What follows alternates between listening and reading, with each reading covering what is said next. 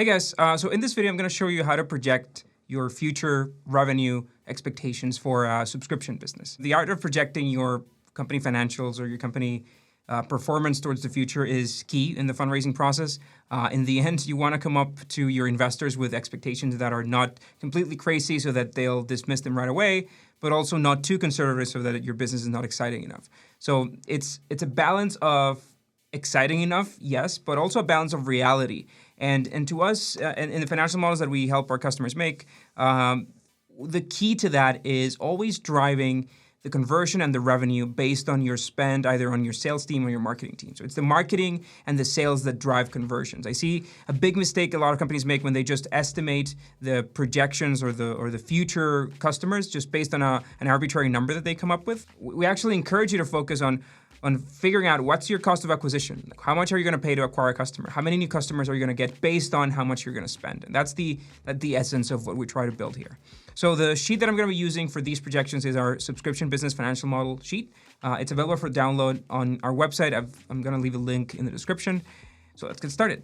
So if you've never played with a financial model before, we've made a pretty thorough tutorial on how a financial model works. That video you should watch before you watch this one. I'm going to link it in the description as well. But now let's get started with the projections and the revenue, which are the sheets that are specific to this SaaS business. The rest of the sheets are pretty much standardized between all the models, and they behave pretty similarly. Okay, so the first and foremost you want to understand is what's going to drive your revenue.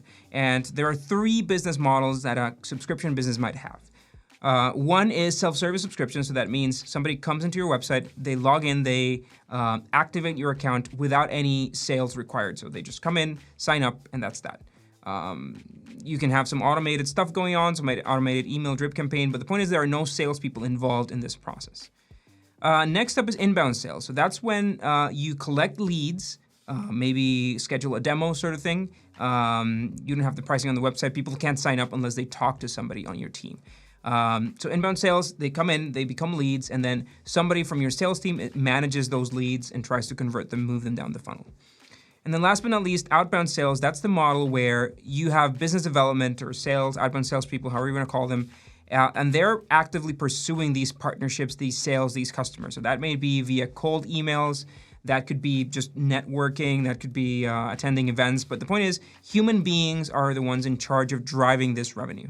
So all these three models, the end result, the end product, the end service may be a subscription business, but the way customers come in is vastly different.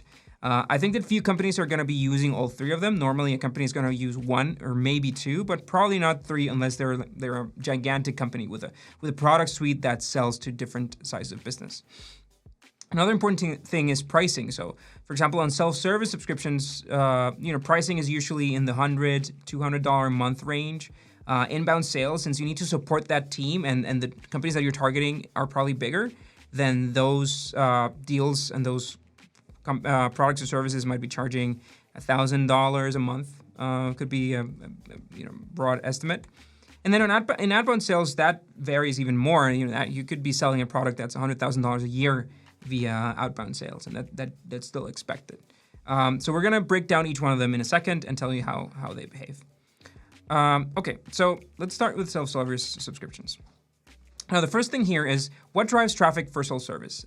Mainly, it's paid marketing, so your paid ads that you use to bring people to your site, or organic traffic. But organic traffic is kind of like a global setting here. It affects both the self-service subscriptions and the inbound sales. So that's why it's outside of those. So let's look at organic traffic. The way this works is you're going to have a brand awareness budget. So that's the budget that you spend to drive that organic traffic. That may be your social media agency, that may be brand awareness ads. It's content that you just put out there to get people to your brand. That could be SEO. So part of that is going to be your team, and part of that is going to be an extra budget. And this model lets you quickly estimate how much you want to spend. So right now we could say that we're going to start spending, maybe $500 in that, and we're going to quickly scale this, maybe $1,500 a month, all the way to a maximum of $20,000. Now, an important note here is the brand awareness budget is not connected to the brand awareness or the organic traffic success. Why? Because those are usually disconnected. For example, you may have one PR person who's a rock star and gets you featured in the press twice a month, and you're driving a lot of organic traffic because of that. Or on the other hand, you may have a huge team doing content and they're still figuring out how to get your website to rank in SEO. So it's going to be very disconnected one from the other. So you can literally set this budget to 0 and you can literally assume that you're going to have nobody working on your organic traffic. That'd be unrealistic, but the financial model will allow it. Okay, so then you have a start date for the organic stuff. Let's say that we're going to start this in a year. Let's say that June 2021. And then how much traffic are you going to get when you launch or when you start these efforts? Organic traffic, let's say they're going to get 500 visits a month, and that's going to grow 10% month over month, all the way to a maximum of 10,000. Now, this number also varies a lot. For example, Slidebean has around 300,000 visits per month on our website, and a small fraction of them convert to a paid account. Why? Because we have a lot of content out there. People are reading the content and subscribing to one channel or the other. So the conversion rate from the total traffic to paid is small. Whereas a business that just ranks really well for a very specific search and they rank on that search organically, the conversion rate is probably going to be, in the double digits, 10, 20% to a paid account if it's a product that people are looking for. And most of the traffic comes directly from people finding that product. So having a blog is going to have tremendous impact on how much traffic you get, but that means also that the percentage of traffic that converts is going to be smaller. So you can balance that out depending on your specific business. Okay, so now let's get to self-service subscriptions and enable this. All right, so we have some variables here that we want to set up before we look at the revenue sheet. So we want to say, when are we going to launch this? I want to say, let's launch it in March 2021. What's the ARPU? So the ARPU is the average revenue per account, the average revenue per user. So if your product, let's say like Slidebean, has a bunch of seats, people can subscribe, for a single account or add additional users. What we're looking for here is the average number, the average revenue per account. So an account is a single account that may have multiple users. And then we can define whether that's going to be billed monthly or annually. It depends on your own business. And then we have a churn rate. So the churn rate is the amount of retention, your success at retaining these customers. If you have, for example, 100 customers in 1 month and then you lose 10 of those, next month you have 90, that means that your average churn rate is your average retention rate is 90%, your average churn rate is 10%. Okay. Now you may define this as monthly or annually, and then you can say that you're billing customers on an annual basis. That means that the 10% retention is not monthly anymore, now it's yearly, which means that you subscribe 100 customers in January, say, or in March here, and then by March 2021, you're going to be retaining 90% of those customers. So notice that changing monthly to yearly really affects how your lifetime value looks. In the end, the lifetime value is, we're saying that, for example, in monthly, we have a customer that's sticking around for 10 months on average with a 10% churn rate. That means that the average lifetime value for your customer is $300, so 30 times your 10 months.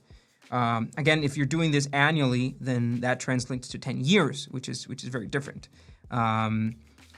These retention rates vary a lot. A B2C company would normally aim at a 5% churn rate on a monthly basis. But again, that's going to change very drastically depending on the business. So then we have organic traffic conversion to paid. That is the amount of organic traffic that we talked about before that converts to a paid account. And then we have paid traffic. So you're driving traffic both via the organic route and the paid traffic route. So the paid traffic route is very straightforward. You pay money, you have a cost of acquisition, average cost of acquisition, and that drives a number of conversions. So we could start with $1,000 the first month. Again, this is going to match the expected launch date for this. Increase that budget by $2,000 every month and get to a maximum of $25,000. And we're going to say that your cost of acquisition is going to be $99 as an example. Let's say that the average customer cost is going to be $100. So an important math with SaaS companies is that you should aim for a cost of acquisition that's a third of your lifetime value. Or in other words, your lifetime value for a customer should be 3 times your cost of acquisition. That's the sweet spot for SaaS. Anything bigger than that is great. Anything smaller than that is not great. So right now, this is like a very fake balance. We're just defining the numbers here, but this is a balance that would be accurate. $100 in acquisition, $300 for a lifetime value. But let's say that this business is not going to do so well at the beginning. They're going to start exploring. Their ads aren't going to work that well. They're going to start tweaking around their performance in the paid marketing stuff. So they're going to start with 200, and that cost of acquisition is going to decrease by $5 every month, and then it's going to get to that sweet spot of 100 or maybe even 80. So you're going to have great metrics, but it's going to take you some time to do them. That's what we're projecting here. Okay, so let's look at how this looks in the revenue sheet. So first we have the organic traffic. So as you can see, as soon as those efforts kick in, we said it was June, we're going to have organic traffic coming to the website. That's not converting yet. That's just the average traffic. Okay. And then we defined 2 marketing budgets, if you recall. So we defined the brand awareness budget, and that's going to come into the SG&A, which are the sales, general, and administrative expenses sheet. And then we have, for brand awareness campaigns, again, starting June, we're going to have $500, increasing by $1,500 every month. And then self-service marketing budget, that starts in March as soon as the self-service product launches. And it's $1,000, increasing by $2,000 every month, all the way to a maximum of $25K. Okay, so the sweet thing about these models is that you're not only projecting the revenue that you're going to get, you're also projecting the expenses that you're going to have to make to get to that revenue. So they're both solved in the same sheet. It's nice. All right, so now let's look at revenue. So we have the self-service model where we have a number. We have a cost of acquisition per account. The average is 200. That's decreasing by $5 every month on average. And then we have an expected number of customers added from paid traffic. So that's 5 based on the budget, which was 1,000. And then that's going to increase or decrease as we move forward. We have a decimal here just for tracking, but we're going to round it down, or round it up or down for the final number. Okay, and then we have organic traffic. So remember, organic traffic isn't really kicking in yet. It's just kicking in until June. So that's when we start getting some conversions from that, based on that 0.5% conversion rate that we said. Okay, so what we have here is that we have 5 new customers converting in March. We're not losing any customers because these are the first ones. And then the total number of customers is 5. Next month, we're adding 15 because our budget increased. And then we're losing 1 customer. That's just based on the churn rate, which is 10% now. And then the total number of customers is 19. And that's just going to keep scaling. Now, there's going to be a point in which these numbers are going to look alike. As you can see, because the churn rate is so high, come July 2025, the number of new customers is pretty much going to match the number of lost customers. That means that your revenue is going to stall. That's the danger of churn in a subscription business. So let's maybe be a little bit more optimistic about churn and say that we can get to 5. What that automatically does is it doubles the scale of your business simply because you lose your customers so fast. We really underestimated churn in the early stages of Slidebean, by the way. Okay, so once we have that, we have the new MRR, which is the number of accounts active times the ARPU, the average revenue per user, average revenue per account as a whole. Again, remember that an account is made up of multiple accounts potentially. An important thing is I don't think that you need to build one model for each plan because that's just a little bit overkill and it's going to lead to too many variables. So keep it with one average. So, if you have 2 or 3 plans, just bring an average of what people are going to pay for those and just use that number here. Okay, so that's monthly recurring revenue. Now we can have the annual model. So right now it's on monthly, so the annual model is not really doing anything, but we can switch that just to show how it works.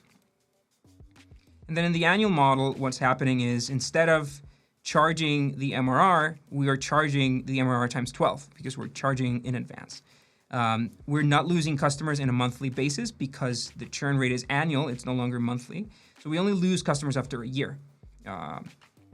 So a year later, that's when we actually start tracking the number of customers that we lose. In this case, since the churn is 5%, the number of renewing customers is really the same. But if we can change this and say your annual retention is 80, that means that you're losing 20% of customers every month. That's when you're going to start seeing that number decrease. Okay, so then we have new MRR, renewing MRR, which is the renewals times 12 once again. And then that's the billed cash flow. So the cash flow is vastly different here, where, month 1, this is $2,000 here versus we had 5 and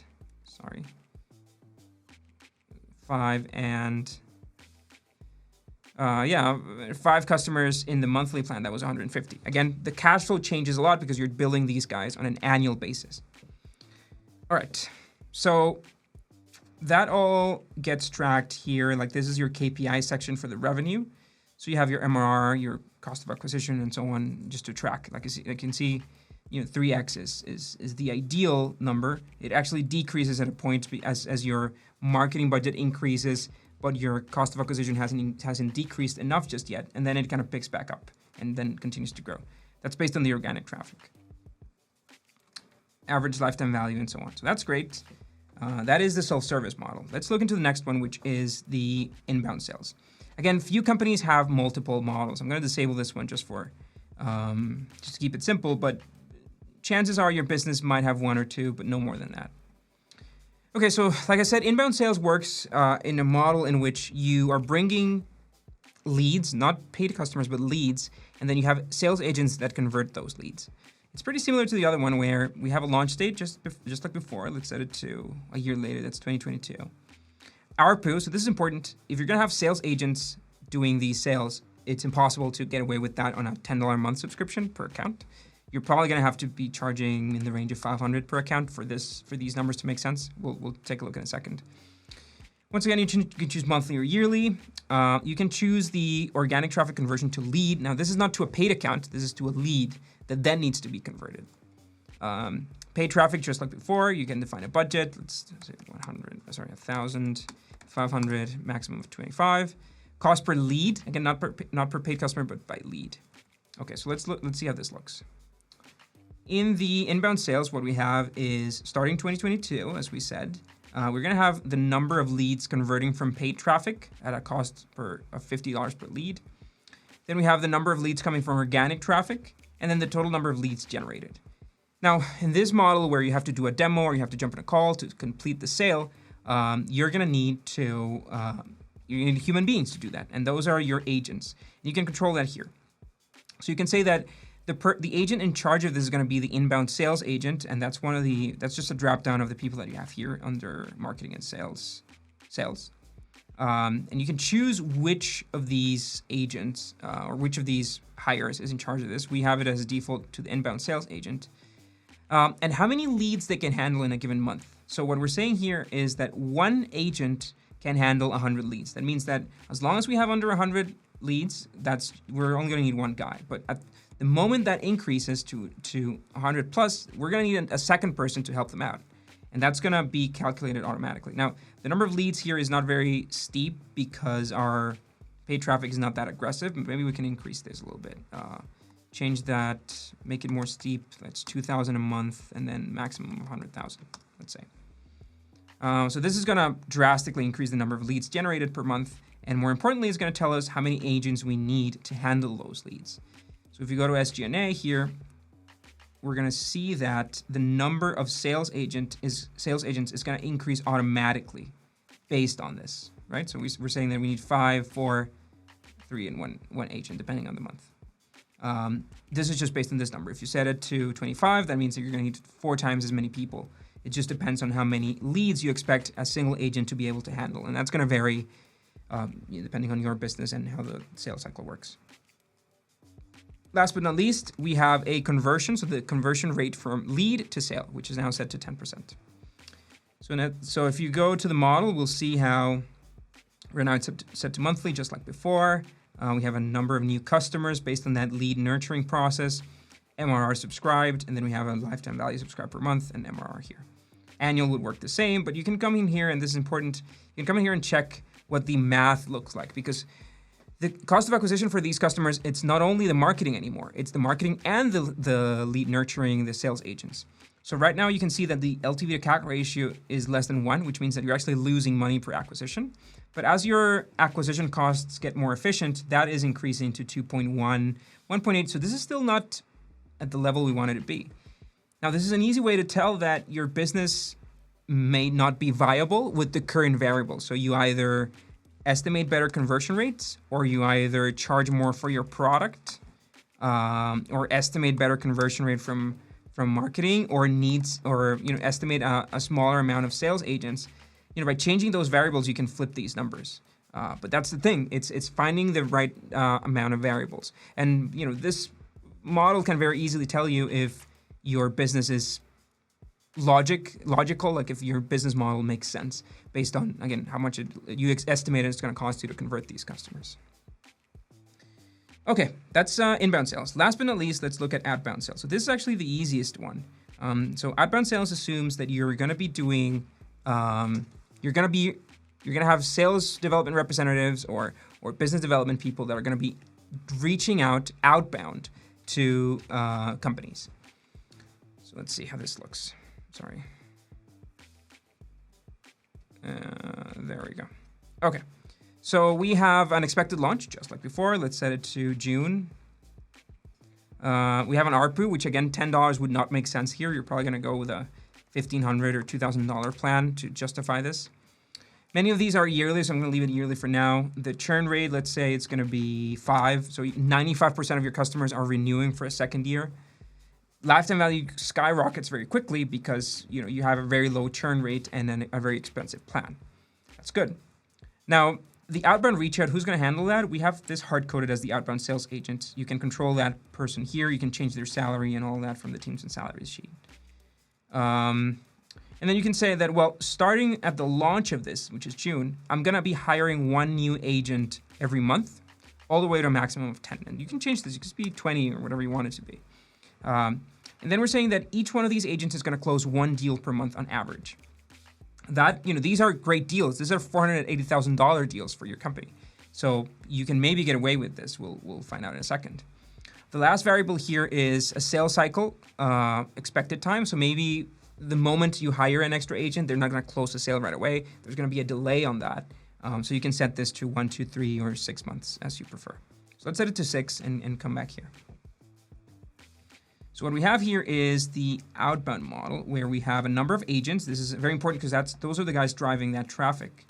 And then 6 months later, you have the number of deals closed, right? We set a delay in as 6 months. And then we have 1 deal closed here. This is an annual deal. It's an annual deal that's $2,000 in MRR, but if you multiply that by 12, that's $24,000 that you're billing month over month. You have your renewals just like before, and so on. And let's look at how that looks in terms of acquisition costs. It's good. So, assuming that these numbers are correct, assuming that you're able to sell this, if 1 agent closes 1 deal, 1 sale every month, you're still doing a great LTV to CAC ratio here. More importantly, you're billing them annually, which means that you're going to have that cash flow up front, which is going to be great for not having to raise so much money. All right. So that's that for the variables. You can come in here into the financial statement annual and figure out how this looks. So, this is a good way to test if this is realistic. Year 1, maybe this is the launch year, making $2.5 million year 2 makes sense. I think it's not crazy. Scaling that by 4x to next year is realistic. An investor would expect you to do this in the early stage, Series A stage. That's expected. But then after that, notice how this is slowing down, right? You're not doubling it anymore. So that may be too slow. That may require you to, for example, be more aggressive about your budget in the future to make this model exciting, but also realistic, right? That's the balance that you need to strike. A couple of little notes here, little features on the SG&A section. Based on the headcount, we let you automatically estimate the size of your office. So on SG&A, you can come in here and say, well, based on all these agents that we're automatically adding, we have 31 people.